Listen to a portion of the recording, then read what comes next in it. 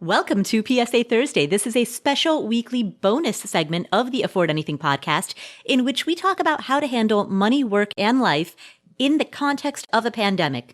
PSA Thursday episodes are different from our normal shows. They are much shorter. They don't have intro music or outro music or sound effects. We intentionally keep them ad-free. These are topical episodes in which, in every episode, we focus on one aspect of surviving the year 2020 and deep dive into that. In previous PSA Thursday episodes, we've talked about the CARES Act and how it affects student loans. We've talked about finding alternatives to PPP funding for those of you who are small business owners and looking for more funds to keep yourself afloat. We've talked about how landlords can communicate with tenants about financial hardships that the tenants might be facing. So all of that is in our PSA Thursday archives. You can find those archives at affordanything.com/PSA Thursday. In today's episode, we are going to be talking to Mandy Bert and Rob Phelan. Mandy and Rob are both educators. Mandy is a middle school teacher. Rob is a high school teacher. And they both work with the ChooseFI Foundation, which is a 501c3 nonprofit foundation. I serve on the board of directors of this foundation. This is a nonprofit organization that is dedicated towards bringing the message of financial independence and personal finance to underserved communities. Mandy and Rob have been building out material for the foundation that helps both parents and teachers, educators, learn about how to bring the principles of financial independence and personal finance into the classroom. In today's episode, they will be sharing tips for parents who are trying to figure out how to manage life in the fall. Some of you have kids who are going back to school 5 days a week. Others have kids who are learning from home 5 days a week. And yet others have kids who are doing a hybrid of the two, going to school for a few days, learning from home for a few days. There are a lot of different situations that people are finding themselves in, that parents and families are finding themselves in. And so I invited Mandy and Rob to come onto the show to give tips and advice to parents on how they can help support their children academically, emotionally, socially, as the school year begins this fall. So, how do we manage back to school fall 2020? To answer that, here's Mandy and Rob. Hi, Mandy and Rob. Hey, Paula. How's it going? Excellent. How are you? I'm doing very well. My name is Rob Phelan, and I'm joined here by Mandy Bert, who's also in the ChooseFI International Foundation curriculum writing team. So, Mandy, do you want to introduce yourself? Yeah, my name is Mandy Bert, and I am a middle school teacher outside of Chicago. And as Rob said, I'm part of the foundation team as well, trying to offer that middle school perspective to the team. And Mandy, how long have you been teaching middle school? I just wrapped up my 12th year teaching. I have a background in English, but I've always had an interest in personal finance. So it was a really fun and exciting opportunity for me to see how we could kind of blend the two with some of the foundation work that's been happening. Rob, introduce yourself. Okay, so my name is Rob. I'm a high school math and personal finance teacher. Math and physical education by degree, and then personal finance is mostly self-taught, but I got asked by my school to take on that role of helping students learn more about their money alongside with math in my school. And I've been teaching now for 7 years, and it has been so fun. I love working with kids, especially when it comes to personal finance. That is a true passion for me, and helping kids to get better with their money, and by extension, helping families and communities get better with their money is just a great goal. And it's what drew me to the ChooseFI project as well. And, alongside with Mandy and another team member, Danny, we were able to come up with a personal finance curriculum. And I know we're going to talk a lot about that very soon, but that is a really cool passion project that all of us are working on here. And I know you are part of this foundation board as well, that's helping make this possible. So thank you so much for being a part of that. Of course.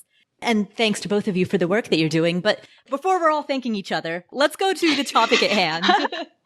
So the reason that I invited you on the show today is because there are people who are listening to this episode. Some people are parents whose children will be going back to school 5 days a week. Some are parents whose children will be going back to school a couple of days a week. And some are parents whose children are not going back to school at all when the fall starts.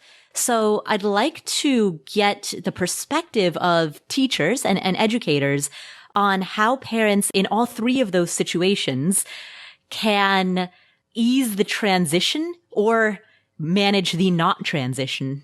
Oof, it's so hard. And, let's just acknowledge that first, that for any school district out there, there is no easy or obvious solution to this problem that kind of fixes everything that's out there. I think no matter what your school looks like in the fall, it's probably different to what it looked like at any other point, unless you homeschooled full time already.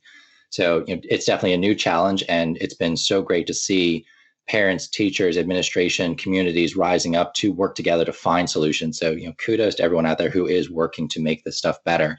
But yes, it is definitely a challenge. And the teacher side is going to be particularly interesting because I still don't know what I'm doing in the fall. Mm-hmm. My school district hasn't told us yet whether we are going to be full-time face-to-face in a hybrid model or doing completely virtual instruction. We'll find out about 2 weeks before school starts. So wow.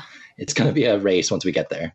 And Mandy, do you know if you'll be physically going back to the classroom in the fall? Yeah, that's a question on, I think, every teacher's mind. So we have a current proposal that actually offers our community some different options. And we are currently trying to navigate what that might look like from the student side and from the teacher side. Mm-hmm. It looks like I will be going back 5 days a week as a teacher, but our students will likely be choosing from either a hybrid model or our online academy that we're offering. Wow. And where are each of you based? Mandy, you're outside Chicago, you said? Chicago suburbs, yep. Nice. And I'm Frederick, Maryland. All right, so let's talk about each of the three situations that the parents who are listening to this might find themselves in.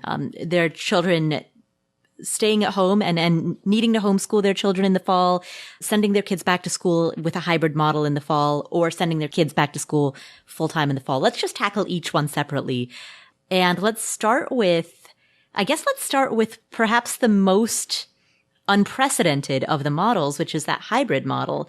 A parent who's sending their child back to school 2 days a week or 3 days a week. How can the parent help their kid stay safe? How can they adjust? And I mean, I realize I'm asking a very broad question because there's so many facets to this in terms of the child adjusting to the new situation, but also the parent adjusting their work schedule. I mean, there's no blueprint for this. No, it's like you said, the number of permutations goes up when you think about, is there a parent at home? Is there two parents at home? Are there two parents working? What does that look like? Are there older siblings? Are there younger siblings? Are we talking elementary? Are we talking middle or high school? The demand on the family is going to be so different depending on what the situation looks like. I think the best thing that we can talk about is the schedule that people are setting themselves up for and the way they approach this with a positive mindset, because it's very easy to drop into, well, this is happening to me, this is terrible, and I'm just going to cross my arms and not do anything about it. I think the people who say, okay, this is the situation, it's a tough situation, but we're going to make the best out of it, what can we do, are going to have the most success moving forward. And so what can they do? How do you make the best of it? To piggyback off of Rob's comment, I think one of the most important things and the best pieces of advice that teachers give is students thrive on routine. And I know if I had any of my middle schoolers listening to this, they'd be rolling their eyes right now because kids want to act like they love to be spontaneous and fun, but really it is all about routine. And even if they're maybe not thrilled with the routine all of the time, I think it's human nature to find comfort in that.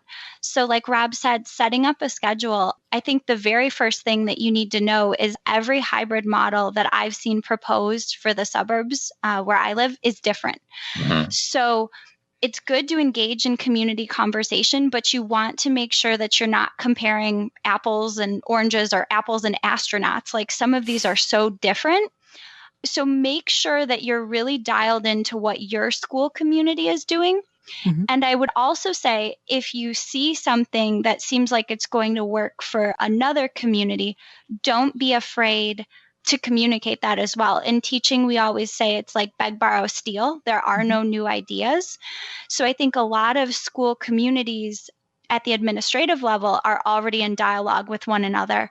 But don't be afraid as parents to have conversations across the community, but make sure that you are setting yourself up when the cards all fall make sure you're setting yourself up for what you're actually being presented with. What are some examples of that best practices that have worked in at least some communities that help students create a routine in a situation where normal routines are broken? I mean, with a hybrid model in particular, the school week is still 5 days a week, but you're only physically there on a limited number of those days, and then you're at home on a different number of those days. I mean, that inherently is a disruption in the routine. I think going like back to the schedule idea, like we're like actually making a physical schedule. And I see parents do this at home during the summer. My sister-in-law loves doing this with her kids during the summer. Like she makes a time block schedule for each day of the week, the activities they're going to do, when they're going to do them, all the way down to when they're going to eat lunch, what the menu for lunch is that day. The kids are able to look at it and they know what's coming next and when it's supposed to come. So a big issue that a lot of parents and especially the students are going to feel is that lack of structure when they are either at home or if they're doing full-time homeschool, that they're not going to have somebody always over their shoulder kind of saying, okay, this is what's coming next.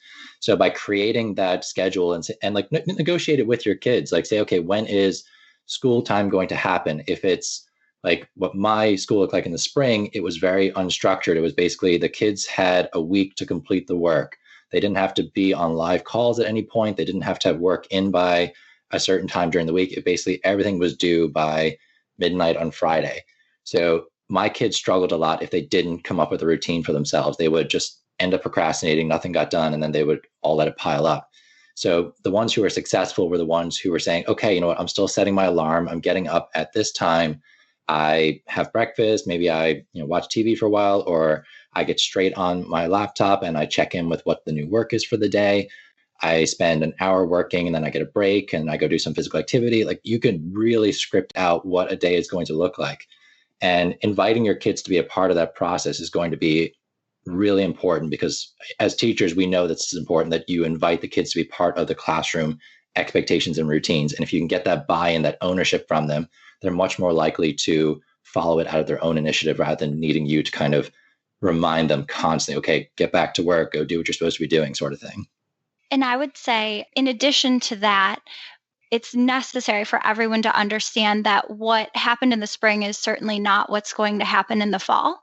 And what I mean by that is in education, we love to come up with different terms that I think sound like synonyms to the community, but we're talking about remote learning versus e-learning and this idea of what we're moving towards in the fall, whether you're in the hybrid model or you're e-learning all the time, there's going to be a lot more structure and guidance in place. It does, of course, depend on your state and your school district. So like even when I hear Rob's description of how he set up the spring, that was really different than my experience. So I think in addition to figuring out a schedule that works for your family, reach out to your school district and reach out to individual teachers that your kids have, or I'm positive they will reach out to you. But you'll find out, is learning synchronous or asynchronous? Are my kids watching videos or are they doing Zoom or Google Meet? And I think you're going to find that there's going to be a lot more structure and a lot more face-to-face classroom experiences in the fall. I think particularly at the younger age groups for sure. I know at the high school level, we are struggling with the idea that a lot of high school juniors, seniors who are able to work are actually, frontline workers during this time because they're in those grocery store jobs or in the fast food jobs that are still open. And some of them have taken on part of the financial responsibility in the household because an adult lost their job in the house. If that's your situation as well, please make sure you are talking to your school and being very transparent about what your needs are and seeing, will the school be flexible and work with you? Because I know in my school's case, like they're already making plans for what happens if a kid is not available, from 9 a.m. to 3 p.m. when school typically happens. What are we going to do? And they're trying to come up with solutions for that. Absolutely. I think the one thing that we could probably stress throughout this conversation is that schools are trying to be as receptive as possible to teachers, to parents, to students. So when you raise points like what Rob mentioned, I've seen huge revisions in our own model and even the conversations that we're having, just because if you've never been in a situation like this, you obviously can't anticipate all of the different circumstances that people find themselves in. I know I had parents in the spring continue to say, well, I don't want to bother you. I don't want to bother you. I don't want to send an email, but send the email, put in the phone call. The more communication that can take place before the school year officially starts, I think the more we can make sure that we're meeting everybody's needs. What are some of the more common issues that you hear from parents? It ranges. So I'm in a rural school district, and the most obvious ones typically come up are very limited access to internet, if any at all. So I know our school had to give out over 1,000 hotspots, or our school district, I should say, not my school itself, but our district had to give over 1,000 hotspots to families just so that they could access the internet using school provided laptops. So like it wasn't even the fact that the school was able to provide a laptop to every student. They also had to try and provide internet access. And even in that situation, sometimes they were just so remote, they just couldn't get them to work. And the schools ended up kind of leaving their Wi-Fi turned on and asking parents, park in the parking lot and access the internet for an hour, get your work turned in, and then, head home again. Like it was a Band-Aid solution, but there were solutions out there. But that was definitely up there. And then the one where parents were working and older siblings reminding younger siblings. So I was working with high school students. So that was typically an issue I was facing, was students who were, basically in charge of their family during the day while parents worked, and then maybe had a part-time job themselves, and they just were struggling to find time to actually devote to their education. And it just was such a quick, rug pulled out from under you that families didn't have a chance to really prepare what they were going to do in the situation. So hopefully that'll look different this fall. What is really important that we've seen as a country is all the different services that schools provide that maybe as a broader community we didn't acknowledge. But I know in addition to the hotspots that you mentioned, Rob, in addition to the pandemic being like nothing we've ever experienced, the amount of job loss, right, and the economic hardship that people were confronted with, our school district and school districts everywhere really had to kind of pivot and look at what do we do for our free and reduced program. So how do we provide meals to families in need? And how do we push that out to people who maybe weren't part of those programs initially, but are experiencing some hardships? So I know that is something that a lot of districts have tried to continue over the summer. And I think that what you're going to start to see with this transition back to school is, in addition to focusing on the academics, there's going to be a big push to support the social emotional needs of these kiddos and making sure that every family's basic needs are met as much as we're able to do that before we can even go back and try to add the academic piece on top of it.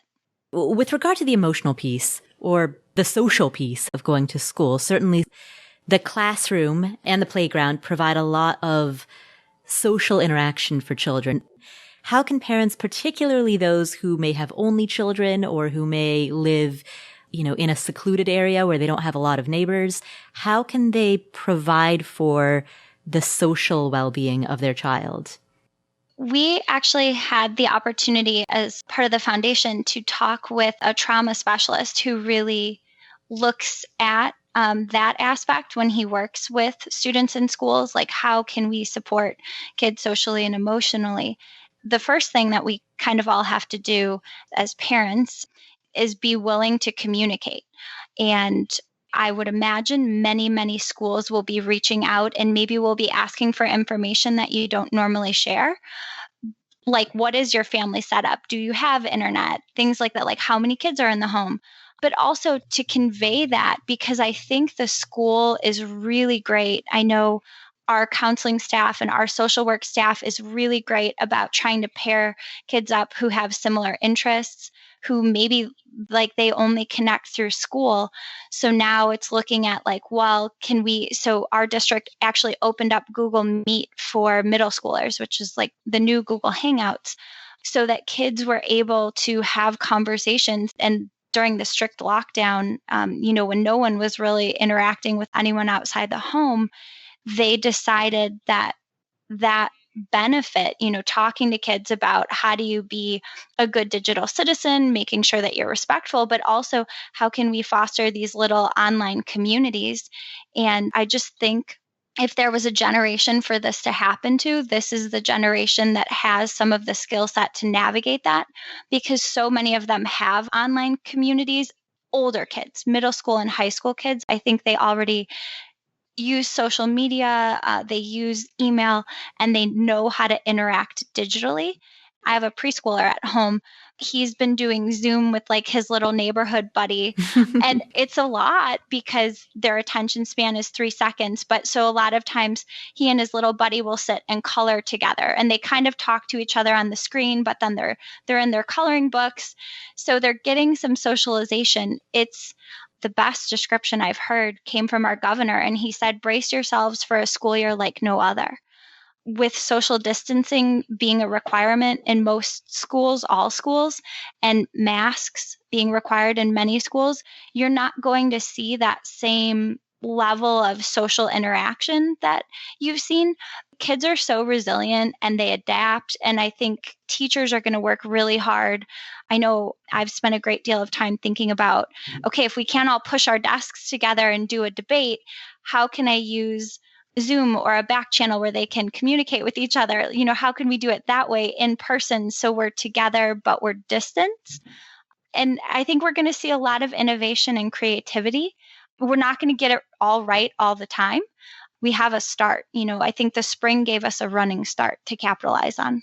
Yeah, I totally agree with that. And I think we're seeing, particularly in outdoor activities, that there has been a small resurgence in things that can be done. And a lot of businesses are pivoting in what they provide so that you can provide some sort of experience for kids in a safe environment. So whether that's through masks or being outdoors and more than 6 feet apart, look for things like that would be my best advice. If you feel comfortable and safe doing so, you're going to try and replace as much of the social interaction as you can at home.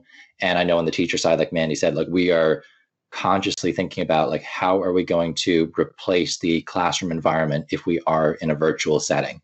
So how are we going to get kids to interact with each other? How are we going to get them to feel welcome in the room? How are they going to even get to know each other?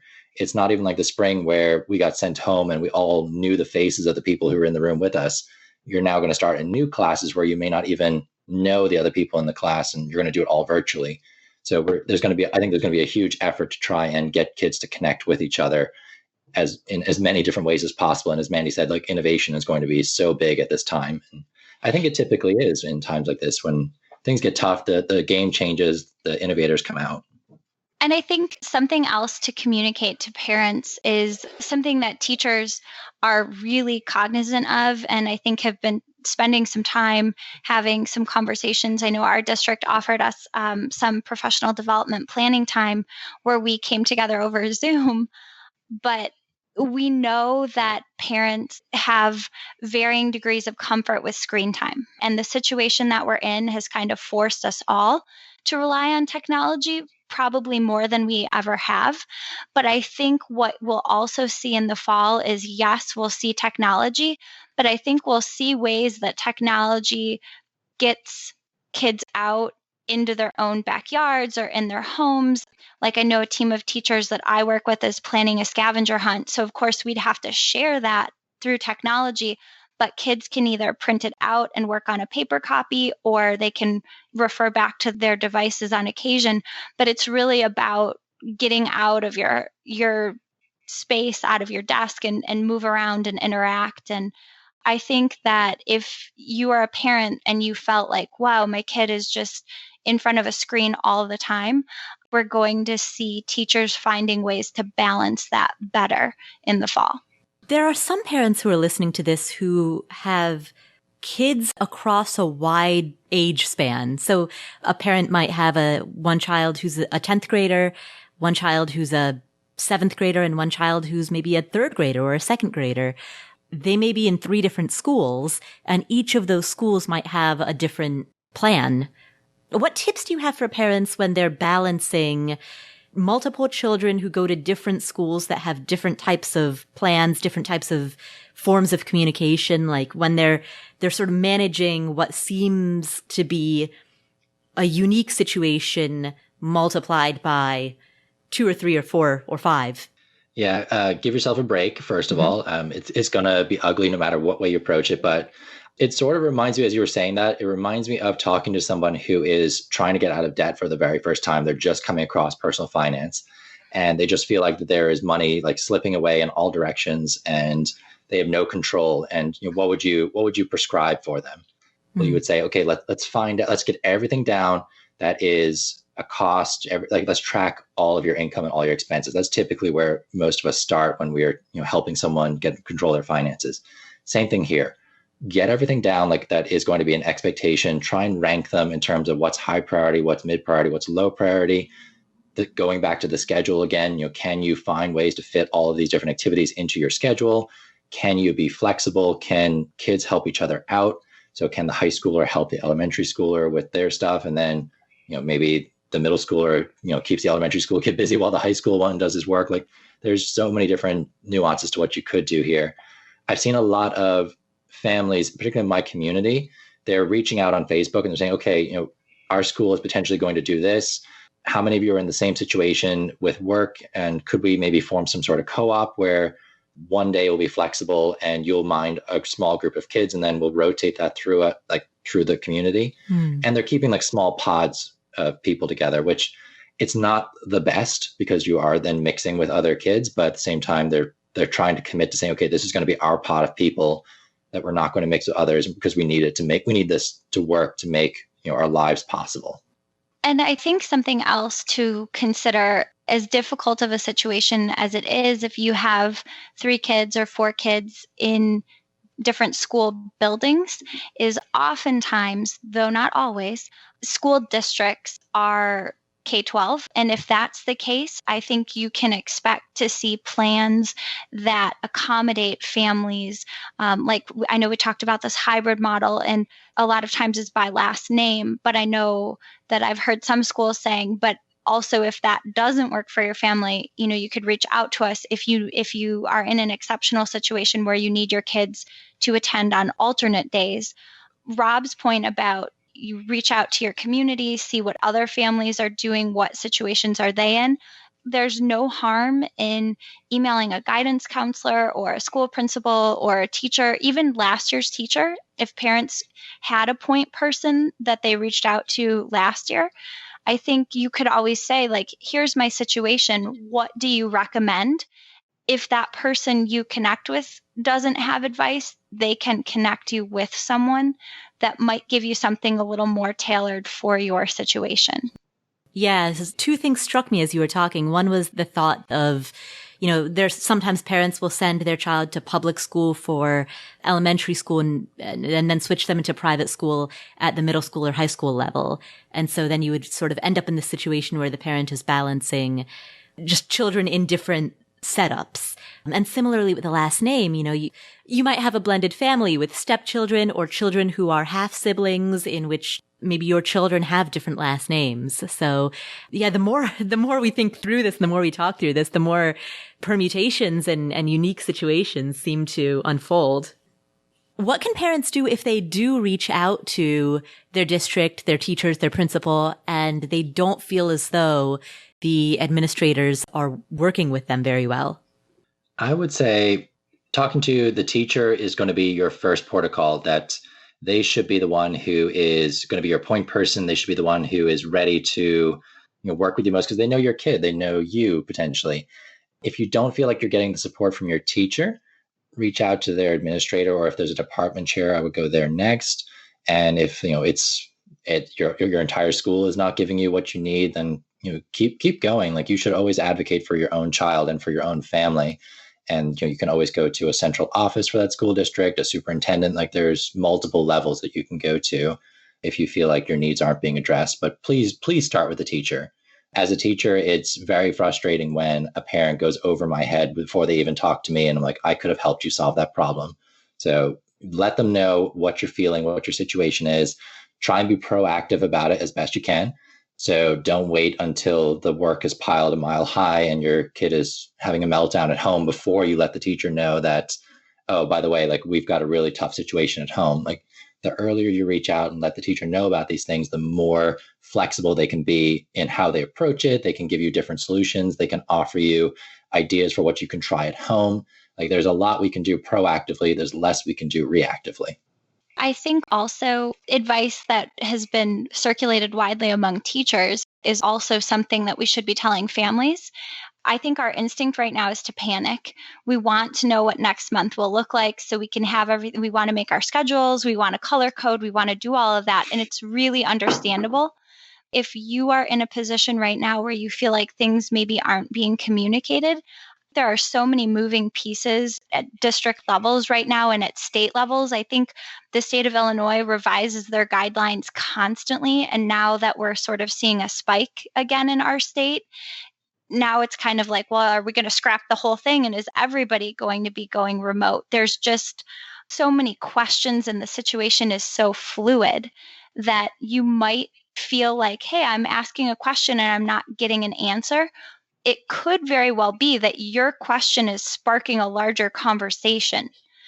Of course, during the school year, like Rob said, once we say ready, set, go, and your kiddo's schedule and who their teacher is, you absolutely want to make sure that those lines of communication are open.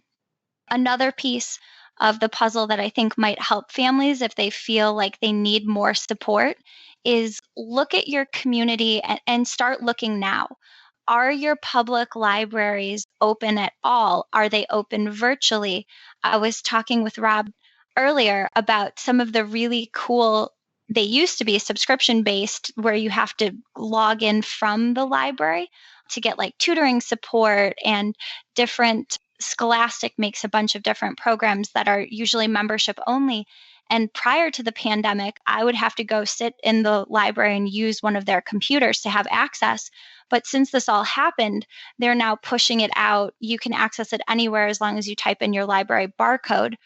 Now is a great time to get to know your own community. If you're not already in touch with your public library, and if you are in a position, I know my own school system, there are pockets that are unincorporated. So families may not have library cards due to the way taxes are set up out here. There are still public libraries are serving the greater public. So even if you can't access everything, you can access something. So I think now is also a great time to start thinking about what does my school offer, but what else might be available to my family. And I just want to add one last point, like the priorities that we felt the last couple of years in terms of education. So grades being super important, particularly at the high school level. I have a lot of parents thinking about like, well, how will this affect college or my child's opportunities going forward? Everybody is going to be very aware of what 2019, 20, 21 look like. And there's going to be flexibility moving forward. So I don't think it's wise to put a huge amount of pressure on your children to maintain straight A's. If they are maintaining a healthy work-life balance, if they are being physically active and devoting time to school and trying to keep up with friends or maybe working a part-time job, whatever it is, like if they are able to balance all that and stay happy, healthy, and your family units staying solid, like you're doing a lot better than most families probably are doing in that current situation. So just making sure that your outlook and your priorities for what you're expecting out of this school year are in line with your own values and are realistic for the situation. Well, thank you for spending this time with us. Where can people find you or find out more about some of the work that you've created if people would like to learn more? So we didn't get to talk too much about the work that ChooseFI is doing, but it was such a valuable conversation. I think that was really important. And a lot of parents are having these questions and thoughts. Mm-hmm. If you are going to be homeschooling, so just say you have taken the decision to pull your kids out of school and you're going to do homeschooling 100% for this year, and you were looking for resources, ChooseFI Foundation has created a pre-K through 12 personal finance curriculum. So this is a very detailed curriculum that anybody could pick up. So any parent or teacher could pick up and use to basically teach all the tenets of financial independence to their kids at an age-appropriate level. You are more than welcome to access that. It is totally free. It's provided by the foundation. And that is at choosefi.com/K12. If you are an adult and you're like, you know what, I've got some time now because I'm doing this homeschooling thing. Maybe I'm going to learn something alongside my kids. We have the adult version, which is FI 101. It's a self-paced personal finance curriculum. You could also enroll your older teens in that. If you're like, they've got time, school's not, overtaxing them at the moment, or maybe homeschooling is going great, and you want them to learn more about managing their money, because I think all of us are realizing how important that is right now. FI 101 is another excellent resource, and that can be found at ChooseFIFoundation.org. And if you are a parent who's thinking, I've got some time where I could work on my own personal finance education, you can check out our FI 101 course. This is a self-paced personal finance course that's made for adults. It's another ChooseFI Foundation product, so it's totally free to do. And you can find that at choosefi.com/FI 101. And we also have some resources that we put together, same location. So we have some resources that were created in the spring, Accidental Homeschooler. If your kiddo is in a hybrid model or they're doing face-to-face instruction full-time, but you want them to practice not only financial literacy, but we pulled from all content areas. We created different bingo boards that kids can use from preschool all the way to 12th grade that gives them some of those hands-on experiences as well as technology-based experiences. And you can also join the conversation if you want support. I know Rob talked a lot about this earlier, but we have an accidental homeschooler group. And then all of the ChooseFI Facebook groups would be great for people to come join the community and have some conversation and support one another as we navigate the school year. Thank you to both of them for coming on the show. Now, links to everything that they talked about will all be available on our show notes page, and those show notes are available at affordanything.com/PSA Thursday. If you would like to subscribe to our show notes, which means that you will get a synopsis of all of our episodes delivered hot and fresh to your inbox so that way you can quickly search for a guest that may have appeared 6 months ago on the show that you want to remember who that guest was or remember a thing that they said. If you want a record of those notes from every episode sent directly to you for free, you can sign up for that on our newsletter page at affordanything.com/show notes. That's affordanything.com/show notes. Finally, if you would like to talk about today's episode with other members of the Afford Anything community, you can hang out virtually, remotely with other people in this community at affordanything.com/community. And we do host Zoom calls in which we chat with one another. People in the community chat with one another about whatever is on their mind, whether it's paying off debt, sending kids back to school, reaching early retirement, anything and everything related to the world of financial independence and personal finance. If you want a community of people that you can connect with about that, affordanything.com/community is the place to go. Thank you so much for tuning in. My name is Paula Pant. This is the PSA Thursday segment of the Afford Anything podcast, and I will catch you in the next episode. In the next episode. In the next episode. In the next